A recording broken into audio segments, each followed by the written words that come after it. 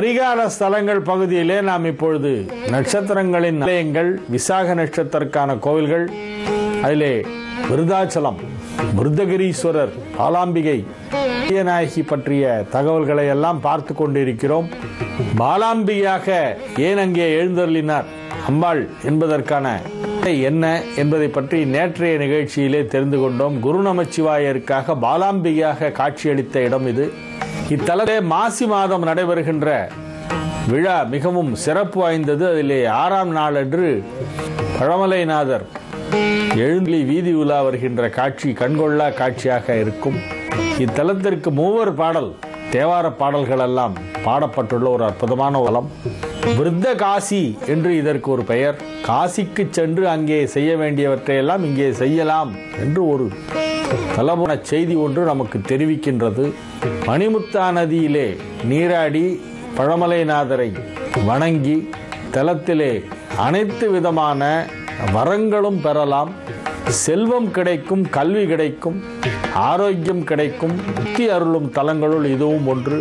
இத்தலத்திலே யாரேனும் இறந்து விட்டால் அவர்களுக்கு ஓம் நமச்சிவாய என்னும் 5 மந்திரத்தை, அந்த மந்திரத்திற்கு உடையவரான சிவபெருமானே வந்து வலது செவியிலே உபதேசம் செய்து அவர்களை மோட்டிற்கு அனுப்புகிறார்.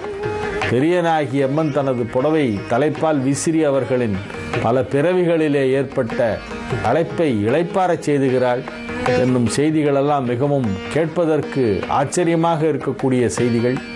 காசியிலே இருந்தால் ராமநாமத்தை போதிக்கிறார், உபதேசிக்கிறார் சிவபெருமான். காசியில் யார் இறந்தாலும் அவர்களுக்கு ராமா என்னும் தாரக மந்திரத்தை, ராமநாம மந்திரத்தை சிவபெருமான் உபதேசிக்கின்றார். விருதாச்சலத்திலே இறந்தவர்களுக்கு ஓம் நமச்சிவாய என்னும் 5 எழுத்து மந்திரத்தை ஈசன் உபதேசம் செய்கிறார். ஓம் நமோ நாராயணா என்னும் 8 எழுத்து மந்திரத்திலே இருக்கின்ற ரா, ஓம் நமசிவாய என்னும் 5 எழுத்து மந்திரத்திலே இருக்கின்ற மா, இரண்டும் சேர்ந்ததுதான் ராமா. ராமாங்கிற நாமத்துடைய சிறப்பு என்னன்னா, ஓம் நமோ நாராயண, ஓம் நமச்சிவாய ஆகிய 8 எழுத்து மந்திரத்தையும் 5 எழுத்து மந்திரத்தையும் சொன்ன பலன் இந்த 2 எழுத்திலேயே கிடைக்கிறது. ராமா என்னும் 2 எழுத்திலே. இந்த 2 எழுத்து மந்திரத்தை காசியிலே சிவபெருமான் சதா சர்வ காலமும் அனவரதமும் ஜபித்துட்டே இருக்கிறார். காசியிலே விஸ்வநாதர் என்ன செய்து கொண்டிருக்கிறார் என்றால் ராமநாமத்தை ஜபித்துக் கொண்டிருக்கிறாராம். எப்பொழுதும் ராமநாமம் தான். அதான் அங்கே சிவராமன் என்னும் ஒரு பெயர் வைப்பார்கள். அது என்ன, சிவனையும் ராமனையும் ஒன்னா சேர்க்கிறீங்களேன்னு விஷயம் தெரியாதவங்க கேட்பாங்க. சிவனே ராமநாமத்தை தான் சொல்லிக் கொண்டிருக்கிறார் காசியிலே. ராமர் ராமேஸ்வரத்திலே சிவனை பூஜிக்கிறார். காசி சிவன் ராமநாமத்தை ஜபிக்கிறார். இந்த காசி ராமேஸ்வரம்ங்கிறதே சைவ வைணவ ஒருமைப்பாட்டை விளக்குக ஒரு அற்புதமான ஒரு தத்துவம். ராமேஸ்வரத்திலே திருமாலின் அவதாரமான ராமபிரான் பிரதிஷ்டை செய்து சிவபிராட்டி தனது திருக்கரத்தால் பிடித்து வைத்த சிவலிங்கத்தை ராமபிரான் பூஜை செய்து கொண்டிருக்கிறார். காசியிலே விஸ்வநாதராக எழுந்தருளியிருக்கின்ற சிவபெருமான் சதா சர்வ காலமும் ராமநாமத்தை ஜபித்துக் கொண்டிருக்கிறார். இந்த விருதாச்சலத்திலே ஈஸ்வரன் ஓம் நமச்சிவாய என்னும் 5 எழுத்து மந்திரத்தை அனைவருக்கும் உபதேசித்து ஆத்மாக்களை முக்தி அடைய செய்து மீண்டும் பிறவி இல்லாத ஒரு நிலைக்கு அனுப்பி வைக்கின்ற ஒரு இறைவனாக இங்கே விளங்குகிறார். இகபர சௌபாகியம் அருள்கின்ற ஒரு பெருமான் இங்கே. இகத்திற்கு தேவையான பொருள், பரத்திற்கு தேவையான அருள். பொருளில்லார்க்கு இவ்வுலகில்லை, அருள் இல்லார்க்கு அவ்வுலகில்லை. இவ்வுலகிலே வாழ்வதற்கு நமக்கு பொன்னும் பொருளும் தேவை. அந்த பொருளையும் அவர் தருகின்றார்.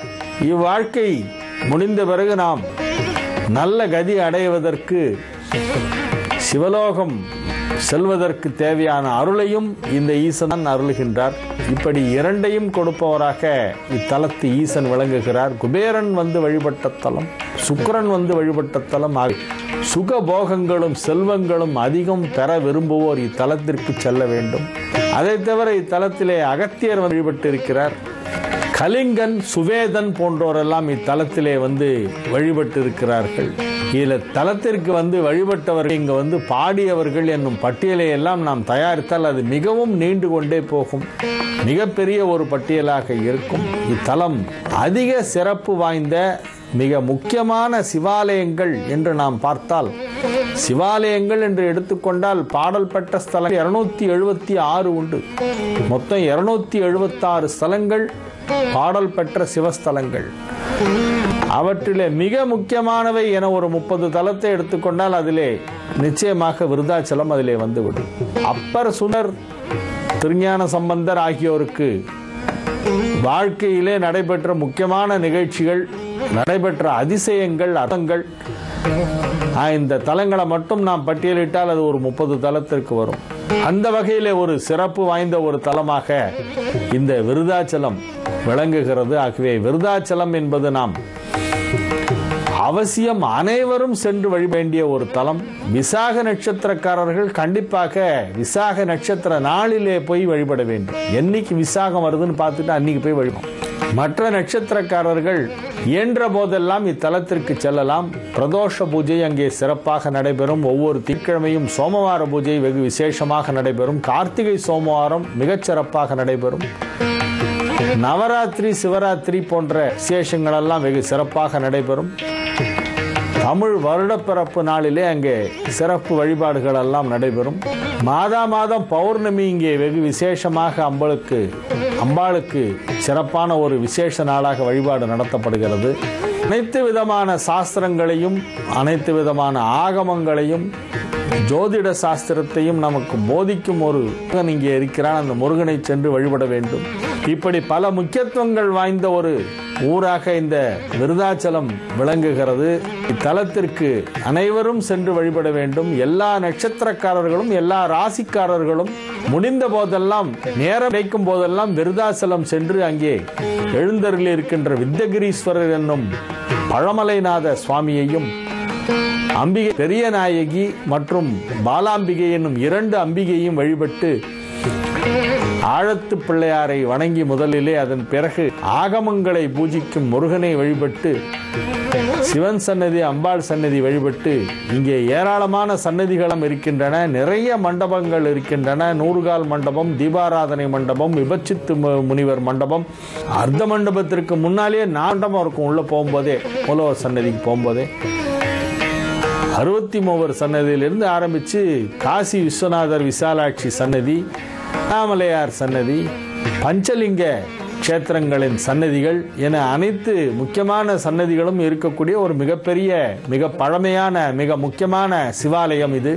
ஆகவே இயன்ற போதெல்லாம் இங்கு சென்று வழிபாடு செய்துவிட்டு அனைவரும் அனைத்து விதமான நலன்களும் பெற வேண்டும், அனைத்து விதமான தோஷங்களும் நிவர்த்தி ஆகின்றன இங்கு சென்றால் என்பதை சொல்லி இத்தலத்திற்கு சென்று வழிபடுவோம், நன்மைகள் அடைவோம், இறையருள் பெறுவோம். அவன் அருளாலே அவன் வணங்கி பல நன்மைகளை பெறுகின்ற ஒரு முக்கியமான தலமாக இது விளங்குகிறது என்று சொல்லி இன்றைய நிகழ்ச்சியத்துடன் நிறைவு செய்து கொள்கிறேன். நாளைய நிகழ்ச்சியிலே விசாக நட்சத்திரத்திற்கு உரிய அடுத்த கோவில் என்பதை பார்ப்போம்.